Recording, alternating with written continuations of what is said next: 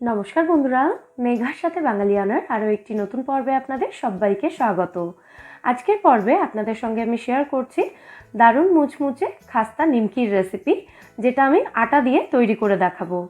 সন্ধ্যাবেলা চায়ের সাথে এই নিমকি আপনারা সার্ভ করতে পারেন, খেতে অসাধারণ সুস্বাদু হয় এবং এটা বানানোও কিন্তু ভীষণ সহজ। তাহলে চলুন আজ এই আটার নিমকির রেসিপিটাই স্টেপ বাই স্টেপ দেখে নেওয়া যাক। প্রথমে আমি এখানে 1 কাপ বা 135 গ্রাম আটা নিয়েছি। আটার মধ্যে দিয়ে দিচ্ছি স্বাদ মতো নুন।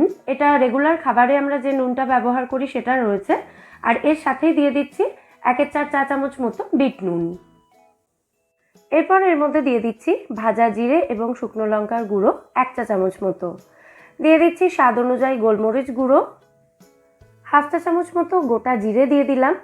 1/4 চা চামচ মতো জোয়ান নিয়ে জোয়ানটা হাতের তালুতে এভাবে ঘষে এর মধ্যে দিয়ে দিচ্ছি, এতে জোয়ানের ফ্লেভারটা খুব ভালো আসে। একই রকমভাবে 1 চা চামচ মতো কসুরি মেথি নিয়ে কসুরি মেথিটাকেও এভাবে হাতের তালুতে ভালো করে ঘষে তারপর এর মধ্যে দিয়ে দিলাম।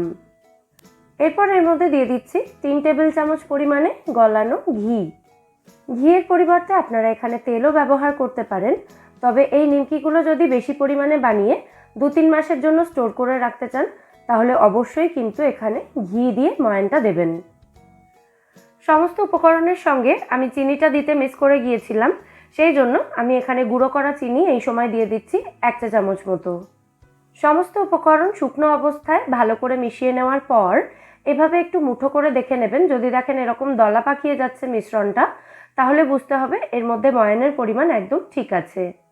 এবার অল্প অল্প করে পরিমাণ মতো জল দিয়ে এই সমস্ত উপকরণ একসঙ্গে মেখে একটা ডো তৈরি করে নিতে হবে। রেগুলার রুটি করার জন্য আমরা যতটা নরম করে আটা মেখে থাকি, এই মণ্ডটা কিন্তু ততটা নরম হবে না, তার থেকে একটু শক্ত করেই আটাটা মাখতে হবে। দেখে বুঝতে পারছেন আশা করি, এটা খুব বেশি নরম কিন্তু হয়নি। এবার আটার এই ডোটাকে ঢাকা দিয়ে অন্তত 10 থেকে 15 মিনিটের জন্য এভাবেই রেখে দিতে হবে। আর এই একই পদ্ধতিতে আপনারা কিন্তু ময়দা দিয়েও নিমকি তৈরি করতে পারেন। প্রায় 15 মিনিট মতো ঢাকা দিয়ে রাখার পর আটার ডোটা এখন ভালো মতো সেট হয়ে গেছে। এটাকে হালকা হাতে 10 থেকে 15 সেকেন্ডের জন্য আরও একবার আমি মেখে নিয়ে তারপর এর মধ্যে থেকে লেচি কেটে নিচ্ছি। এরপর নিমকিগুলোকে বেলে নিতে হবে। আমি এখানে চাকি বেলন নিয়ে নিয়েছি। একটা বড় লেচি প্রথমে নিয়ে এটাকে বেলে নেব রুটির মতো করে, তবে রুটির থেকে একটু মোটা করে বেলতে হবে। যেহেতু আটাতে খুব ভালো করে ময়ান দেওয়া রয়েছে, তাই এটা বেলার জন্য তেল বা শুকনো আটা কিন্তু কোনোটাই প্রয়োজন হবে না। দেখুন রুটির থেকে সামান্য একটু মোটা করে এটাকে আমি বেলে নিয়েছি। এবার একটা কুকি কাটার বা কোনো কৌটোর ঢাকনা দিয়ে এভাবে গোল গোল করে কেটে নিতে পারেন, অথবা ছোট ছোট লেচি কেটে এগুলোকে ছোট ছোট করেও বেলে নিতে পারেন। কেটে রাখা নিমকিগুলো থালার মধ্যে তুলে রাখছি। আপনারা চাইলে বড় রুটি বেলে সেখান থেকে ছোট ছোট করে নিমকি কেটেও নিতে পারেন, অথবা এরকম ছোট ছোট করে লেচি কেটে প্রত্যেকটা নিমকি আলাদা করে বেলে নিতে পারেন। বেশ কয়েকটা নিমকি আমি বেলে নিয়েছি। এবার একটা কাঁটা চামচের সাহায্যে নিমকিগুলোর মধ্যে এভাবে কিছু ছিদ্র তৈরি করে দিতে হবে, যাতে এগুলো ভাজার সময় তেলে দেওয়ার পর ফুলে না ওঠে। এই স্টেপটা কিন্তু ভীষণই ইম্পর্টেন্ট। এবার নিমকিগুলোকে ভেজে নিতে হবে। নিমকিগুলো ভাজার জন্য একটা কড়াইতে আমি পর্যাপ্ত পরিমাণে তেল গরম করতে বসিয়েছি। তেলটা হালকা গরম থাকা অবস্থাতে নিমকিগুলো তার মধ্যে ছাড়তে হবে। মানে নিমকিগুলো ছাড়ার পর দেখুন এরকম বাবলস উঠতে শুরু করেছে, কিন্তু নিমকিগুলো সঙ্গে সঙ্গে তেলের ওপরে ভেসে উঠছে না, মানে তেলটা কিন্তু একদম হালকা গরম রয়েছে। ঠিক এই রকম হালকা গরম থাকা অবস্থায় তেলের মধ্যে নিমকিগুলো ছাড়তে হবে। আস্তে আস্তে যখন দেখবেন নিমকিগুলো তেলের ওপরে ভেসে উঠেছে, তখন এগুলোকে উল্টে দিতে হবে। আর নিমকিগুলো ভাজার সময় গ্যাসের ফ্লেমটা কিন্তু একদম লোতে রাখতে হবে। একটু সময় নিয়ে আস্তে আস্তে নিমকিগুলোকে ভাজতে হবে। এক একটা ব্যাচ নিমকি ফ্রাই করতে প্রায় 9 থেকে 10 মিনিট মতো সময় লাগবে।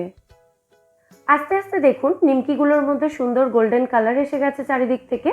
এবার এগুলোকে তেল ঝরিয়ে তুলে নিতে হবে। একই রকমভাবে বাকি সমস্ত নিমকিগুলো ভেজে রেডি করে নিতে হবে। আরও একটা ব্যাচ আমি এখানে তেলের মধ্যে দিয়ে দিচ্ছি ভাজার জন্য। দেখুন সমস্ত নিমকিগুলো আমি ভেজে রেডি করে নিয়েছি। এগুলো কিন্তু একেবারে রেডি সার্ভ করার জন্য। তবে এই নিমকি যদি আপনারা অনেক বেশি পরিমাণে বানিয়ে বেশি দিনের জন্য স্টোর করে রাখতে চান, মানে 2-3 মাসের জন্য যদি স্টোর করে রাখতে চান, তাহলে নিমকিগুলোকে এরকমভাবে ডাবল ফ্রাই করে নেবেন। মানে এই নিমকিগুলোকে আরও একবার ভেজে নিতে হবে। তবে দ্বিতীয়বার ভাজার সময় গ্যাসের ফ্লেমটা মিডিয়াম টু হাইতে রেখে ম্যাক্সিমাম 2 মিনিট সময় নিয়ে নিমকিগুলোকে ভেজে তুলে নিতে হবে। এইভাবে ডাবল ফ্রাই করা হলে নিমকি কিন্তু আর কখনো নরম হয়ে যাবে না। দেখেই বুঝতে পারছেন আশা করি নিমকিগুলো কতটা ক্রাঞ্চি হয়েছে। দেখুন একদম গুঁড়ো হয়ে যাচ্ছে কিন্তু। সম্পূর্ণ ঠান্ডা হওয়ার পর এই নিমকিগুলোকে কোনো এয়ারটাইট কন্টেনারে ভরে রুম টেম্পারেচারে স্টোর করবেন, মানে ফ্রিজে নয়, ফ্রিজের বাইরে রাখবেন।